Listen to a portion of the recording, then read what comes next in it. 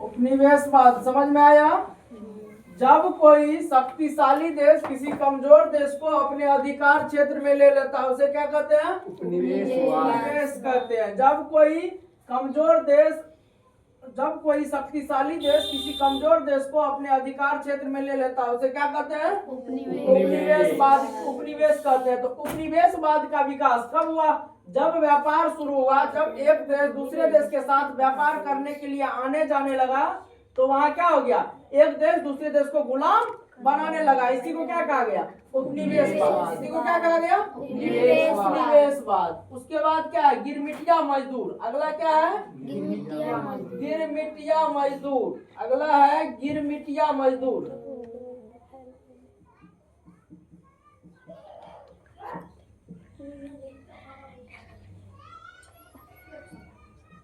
गिरमिटिया मजदूर किसको कहते हैं? गिरमिटिया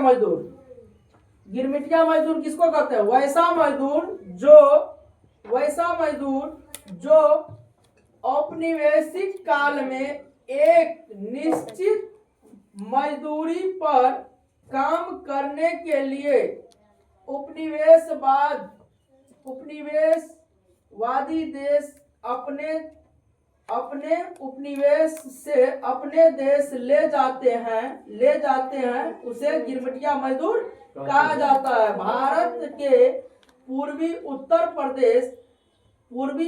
प्रदेश, पश्चिमी बिहार, पंजाब, हरियाणा से काफी संख्या में गिरमिटिया मजदूर दूसरे देश जाते थे।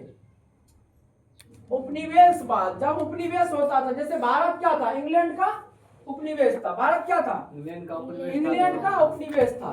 तो जो इंग्लैंड जो था, हमारे भारत से जो अपने देश मजदूर को ले जाता था काम करवाने के लिए, अपने देश किसके लिए ले जाता था?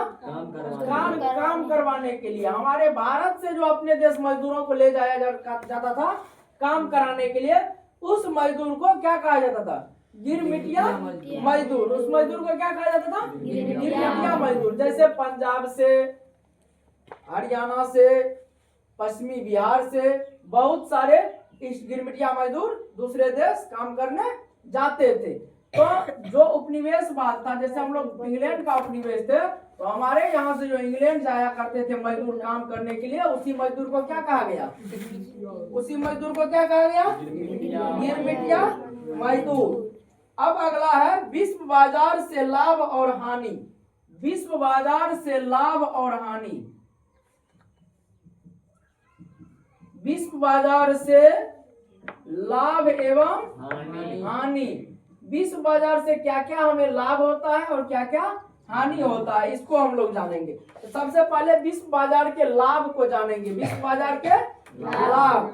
विश्व बाजार का लाभ क्या होता है? विश्व बाजार ने दुनिया के देशों को एक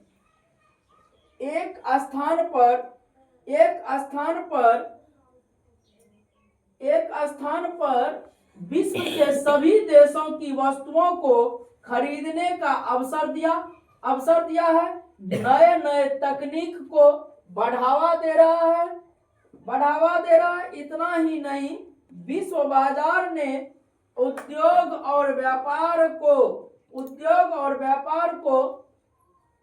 उच्च गति प्रदान किया है। लाभ सुनिए क्या सब हुआ। लाभ क्या सब होता है विश्व बाजार से, इसको देखिए लाभ क्या हुआ। एक तो पहला कि दुनिया में जितने भी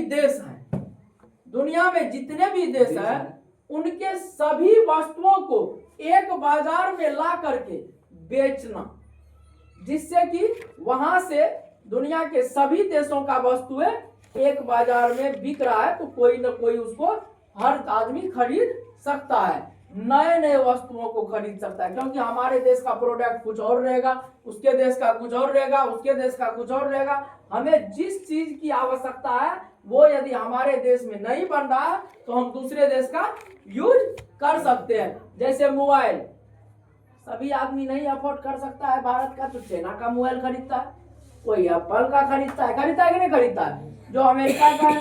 तो हर जगह का जो सामान है वो एक बाजार में आके मिलता है, उसी को हम लोग क्या कहते हैं विश्व बाजार। तो ये लाभ हुआ ना हमें अभी एप्पल का फोन लेना है, विश्व बाजार नहीं बना रहता तो हम यहाँ से एप्पल के फोन लेने अमेरिका जाते। अगर हमको चाइना का फोन, चाइना का सामान यूज करना, अधिकतर लोग चाइनीज सामान यूज करते हैं कि नहीं करते, लेकिन यदि विश्व बाजार में चाइना का सामान नहीं उपलब्ध रहेगा तो हम उस सामान को खरीदने के लिए यहाँ से कहाँ जाएंगे? चीन जाएंगे। या नहीं जाएंगे चीन तो हम नहीं खरीद पाएंगे। अभी चाइनीज मोबाइल सबसे सस्ता दाम में उपलब्ध होता है कि नहीं होता? काम उतना ही कर लेते, करते कि नहीं करते? काम उतना ही कर लेते। तो जिसको महंगा फोन लेने की क्षमता नहीं है वो सस्ता फोन भी यूज कर सकता है। ये किसके कारण हो पाया? विश्व बाजार के कारण हो पाया, विश्व बाजार के कारण हो पाया।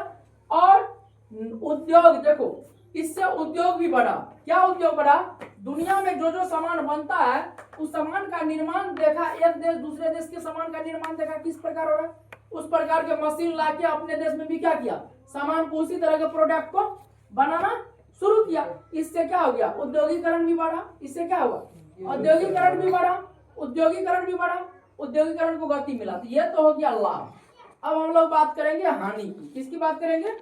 हानि की। विश्व बाजार ने उपनिवेश और साम्राज्यवाद को जन्म दिया। इतना ही नहीं, इससे कुटीर और लघु उद्योग भी बंद होने लगा। शोषणकारी गतिविधियों का विकास हुआ। सुनिए, हानि क्या सब हुआ? हानि क्या सब हुआ विश्व बाजार से? सबसे पहले उपनिवेशवाद और साम्राज्यवाद को जन्म दिया। कौन दिया? विश्व बाजार। कौन दिया जन्म? विश्व बाजार। उपनिवेशवाद और साम्राज्यवाद को। उपनिवेशवाद क्या होता है, साम्राज्यवाद क्या होता है, ये आप लोगों को हम समझाए हुए। समझाया कि नहीं समझाए? उपनिवेशवाद नहीं समझाया। तो जब विश्व बाजार से कैसे उपनिवेशवाद और साम्राज्यवाद का बढ़ावा मिला, इस बात को समझिए। जब विश्व बाजार हुआ तो एक देश दूसरे देश व्यापार करने के लिए आने जाने लगा। वही बात, एक देश दूसरे देश व्यापार करने के लिए आने जाने लगा। जब एक देश दूसरे देश व्यापार करने के लिए आने जाने लगा तो एक देश दूसरे देश के सारी आर्थिक क्रियाओं की अनुमान लगा लिया। वहां के रहन सहन, वहां के राजाओं महाराजाओं को, सभी को अपने ओर आकर्षित करके उसको गुलाम बनाने का योजना बनाने लगा। क्योंकि उसके देश में पूरा सामान, पहले अंग्रेज से हम लोग गुलाम थे। अंग्रेज हम लोगों को गुलाम किया था। कौन? 1498 ईस्वी में वास्को डिगा वाला आके। वास्को डिगामा, हाँ वही वास्को डिगा वाला भारत कब आया था? 1498 ईस्वी में। और भारत से इन्होंने गरम मसाले की व्यापार किया था सर ना? नहीं रे, गरम मसाला का व्यापार किया था। कौन? Vasco da Gama. आई पुर्तगाली था। कहाँ का रहने वाला था वास्को डिगामा? पुर्तगाल का। कहाँ का रहने वाला था? वास्को डिगामा कहाँ का रहने वाला था? पुर्तगाल का। वास्को डिगामा को किसने भेजा था भारत की खोज के लिए? पुर्तगाल के महाराजा Henry the navigator. Henry the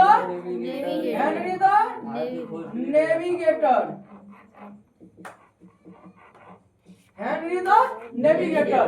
Portugal का जो महाराजा था हेनरी द नेविगेटर, उन्होंने वास्को डिगामा को भेजा था भारत की खोज के लिए। और वास्को डिगामा भारत में पहली बार कहाँ आए थे?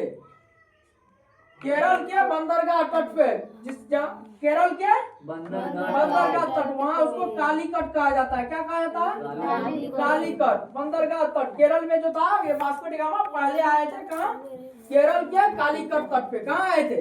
केरल के कालीकट तट पे। वहाँ के राजा उस समय कौन थे? जामोरे या सामोरे? जामोरे या